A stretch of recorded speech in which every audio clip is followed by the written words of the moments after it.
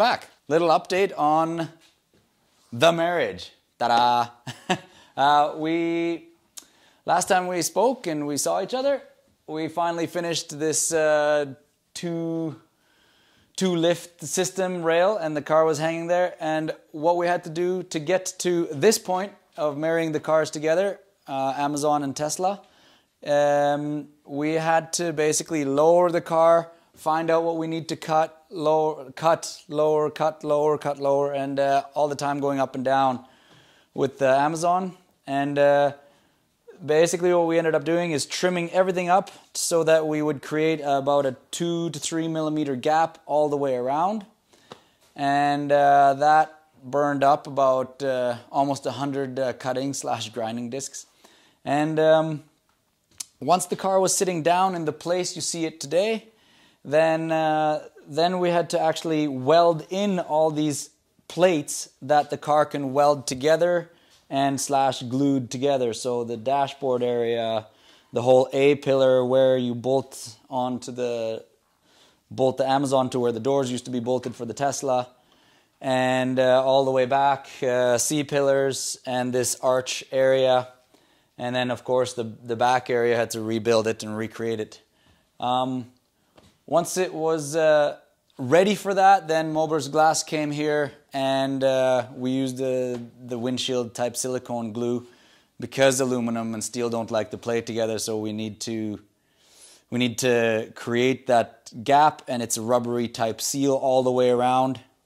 And then we came in and did the final lowering and did the actual marriage, and this is what it looked like. This is the probably the most exciting time of the TeZon project, the marriage. So I'm gonna go through the car just a little bit and introduce some people here. This is Magnus Bruce from Mober's Glass, as everybody can read. Yeah, hello. And that's Peter the welder, the magic hands with the welding machine. He's been doing all the welding for this bad boy. And so I'm just gonna go through how the car is prepared right now, and then we're just gonna let the camera roll and glue it. So here it is, Amazon, Tesla, soon to be TeZon. There's an arch here. This is the windshield arch. That's gonna get glued, and eventually that is gonna get welded to the dashboard area there. Then we have the A pillars over there, and they're all primed. This black stuff you see, it's all primer. What they use on windshield glue, glass glue. And all the black areas you can see there, that is gonna get attached to these black areas here. All along here. And this is gonna get attached later. That's gonna be sitting down. And you can see the profile matching the battery box of the Tesla here. So going around to the back, as I said, that's gonna get attached later. And this is the back frame. So built up a back frame out of some exquisite material, very stiff. And that matches that back frame right there. So we basically have double back frame, double, triple back frame, and that's gonna be so it can have a tow hook. But here it is, all ready to go. Same on this side. And then the B pillars that we've been working on so hard, they're all capped with steel because that's the only steel parts on a Model S. And they're gonna get welded to the B pillars there. So that is it, being prepared. It is prepared.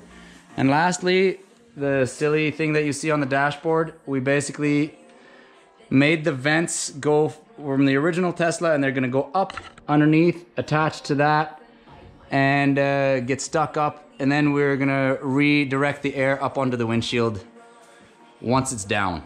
So this is it, ready to go. This is probably not going to be children friendly because I swear a lot. And we'll see. The stressful period here is what, Magnus? How much time do we have for this? When we had glued about 10 to 15 minutes. Yeah. Getting hardened. Hardened. So, yeah. So we gotta get the glue down. Yeah. Get it out. It mixes while Magnus is pushing it out of the big gun. This is here it is. There it is. The bazooka. The bazooka. So while he's pushing it out, it's already mixing, and right away when it mixes and it touches, it's starting to cure. So we have 10 to 15 minutes. Once it's down, we have to get the car down and put it into place. We have some tick marks. Yeah, we're gonna give her. So hope for the best.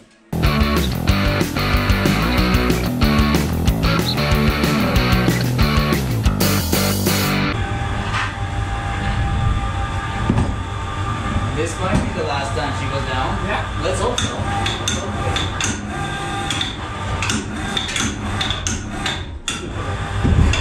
Back. Yeah. Okay. Down. Forward a bit. Forward, no. There. Now it's gonna go.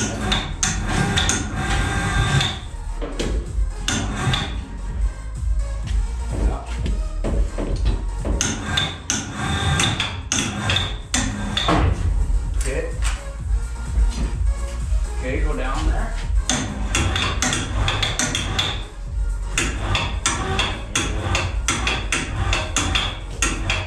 So now we have to get the forward, the front down. Yeah. Okay. Perfect. A little bit Forward out. forward, yeah. And I think this is where we're gonna have to crank it. Yeah. Actually, that's pretty good, eh? Yeah, it is. That's on our tick marks, isn't it? Yeah.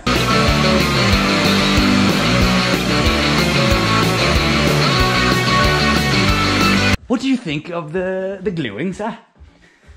Yeah, I think it was good. Very lovely. Oh, very lovely.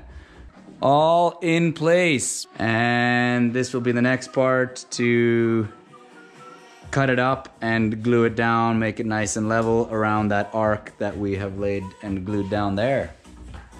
As you can see, that's gonna get worked on later. This is where the fenders are gonna attach to.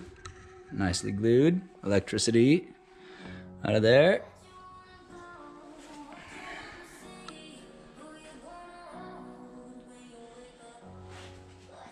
And nice tight areas. Everything actually went according to plan. Odd. One of the most anticipating nail biter moments for me was having Ingemar from SFRO coming over last week to do an inspection of the whole project before we did the marriage.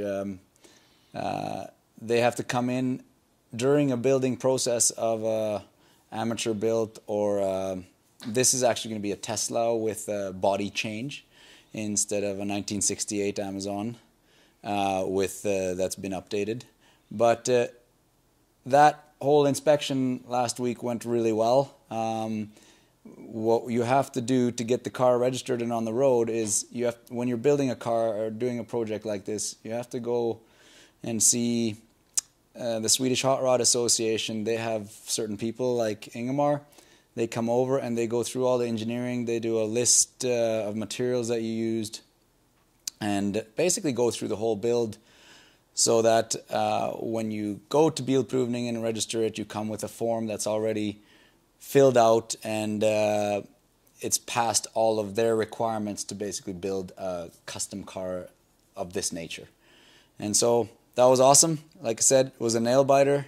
But the TeZon passed with flying colors, and so we were able to move on to the marriage. And yeah, so another exciting step done.